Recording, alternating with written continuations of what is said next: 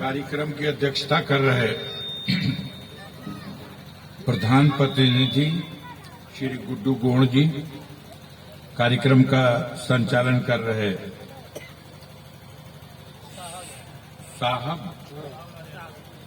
साहब यादव जी,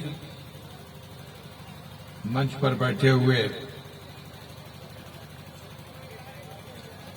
समाजवादी पार्टी के जिला अध्यक्ष भाई गोपाल यादव जी, मंच पर बैठे हुए गाजीपुर के पूर्व विधायक और उत्तर प्रदेश कोऑपरेटिव यूनियन के दो बार अध्यक्ष रहे श्री उमाशंकर कुशवाहा जी, अन्य सभी पार्टी के विधानसभा स्तर के, जनपद स्तर के या स्टेट स्तर के उपस्थित नेतागण, गठबंधन के दलों से उपस्थित वामपंथी दलों के, कांग्रेस पार्टी के, जन अधिकार पार्टी के एवं अन्य पार्टियों के नेता एवं कार्यकर्तागण, कार्यक्रम में उपस्थित क्षेत्र के सम्मानित नागरिकगण, किसान और मजदूर भाइयों, नौजवान दोस्तों, माताओं और बहनों,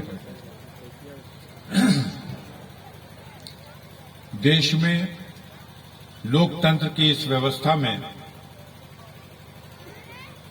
5 साल के बाद आपको वोट देने का अधिकार जो हमारे संविधान में, हमारी व्यवस्था में है, वही अवसर है आज भी।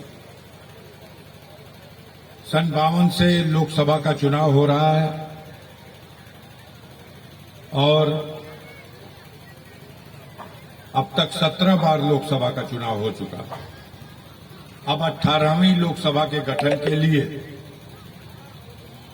ये चुनाव, जो चुनाव आयोग की ओर से घोषणा की गई है, उसके अनुसार पहले 3 चरण का चुनाव हो गया और भारत के संसद में 543 सीटें हैं।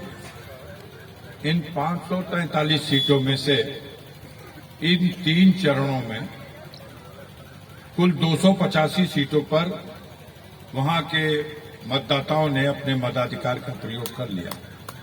अब जब बची हुई शेष सीटें आधी से कम, तो अगले 4 चरण में उन सीटों पर मतदान होना है।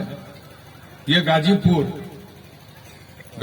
में गाजीपुर के नाम की भी एक लोकसभा है और गाजीपुर जनपद की 2 विधानसभाएं, जहूराबाद और मोहम्मदाबाद, जो बलिया लोकसभा का हिस्सा बन चुकी हैं। तो बलिया लोकसभा में या गाजीपुर लोकसभा में यह अंतिम चरण 7वें चक्र में 1 जून को मतदान होगा। गोरखपुर से बनारस तक, इसमें गाजीपुर और बलिया भी सम्मिलित है। साथियों, देश के सामने यह चुनाव एक बहुत ही गंभीर चुनौती लेके आया हुआ।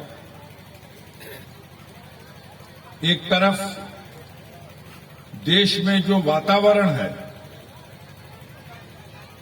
उसमें देश की जनता बहुत ही अपने आप को बेहाल मान रही है। समस्याओं का समाधान नहीं हो पाया।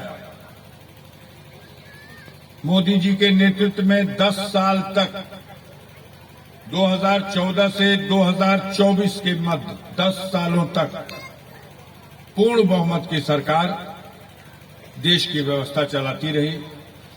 लेकिन दुर्भाग्य का विषय है कि मोदी जी की सरकार ने अपने इस 10 साल के कार्यकाल में जो वादा किया था जनता में, उन वादों के पूरा करने की दिशा में कोई गंभीर प्रयास नहीं किए। उल्टा हो गया। अनेकों मुद्दे थे, अनेकों वादे थे। चूंकि चुनाव का समय है, तो जनता के सरोकार रखने वाले जो मुद्दे हैं, जो आज जनता के बीच में चर्चा का विषय है, हम उन्हीं पर चर्चा करना चाहते हैं इस अवसर पर। 2014 में जब 10 साल की सरकार चल चुकी थी मनमोहन सिंह की, 2004 से 2014 तक कांग्रेस पार्टी के नेतृत्व में मनमोहन सिंह जो देश के प्रधानमंत्री थे, उनके शासन व्यवस्था में, और 2014 में जब चुनाव हुआ तो उन दिनों कुछ घटनाक्रम हुए। हमारे बुजुर्ग बैठे हुए हैं और पढ़े लिखे लोग भी बैठे हुए, इसलिए उन बातों पर चर्चा करना चाहूंगा। एक हस्ती का नाम याद होना चाहिए आपको, शायद किसी को याद हो। इस देश की एक अदृश्य हस्ती जिसे लोग अन्ना हजारे के नाम से जानते हैं कुछ लोग इस नाम को जानने वाले व्यक्ति? सुना है इनका नाम? कितने लोग सुने हैं? हाथ उठाइए। अन्ना हजारे। सभी लोग सुने हैं लगभग। ये अन्ना हजारे 2013 में दिल्ली में बैठ गए, रामलीला मैदान में धरना देके बैठ गए। मुद्दा क्या था? मुद्दा था देश में व्याप्त भ्रष्टाचार समाप्त करो, और उसके लिए एक ही रास्ता है, लोकपाल की नियुक्ति होनी चाहिए। याद आता है मेरी बात? लोकपाल की नियुक्ति के सवाल पर बड़े जोरदार आंदोलन हुए। पर्दे के पीछे से थोड़ा हट के बीजेपी के लोगों का समर्थन था। खुल्लम खुल्ला मोदी जी मंच पर नहीं आए, लेकिन उनकी टीम के तमाम लोग भ्रष्टाचार के विरुद्ध चलाए जा रहे इस आंदोलन में भरपूर सहयोग दिए। बैठता जना तो कुछ टाइम लगी, बोलब 1 घंटा, खड़े खड़ा थाक जी बजा आओ जाइए, बैठ जा, गद्दा बिछावल बा, हवा हवा हवा, बैठा जाए, अच्छा लगेगा। आप लोग भी बैठ जाइए, इधर आकर के बैठ जाइए। बात समझ में आएगी जब गंभीरता से बैठ करके सुनोगे। अरे भैया रोडिया पे बतियावे लगा तू जा, हाथ जोड़ के बिनती बा, ऐसा जब बैठ जाए तो जा नीचवा, नहीं तो अपन अये महतारी बहन लोग जो खड़ा है, आप लोग तो नीचे चली आइए ना, आइए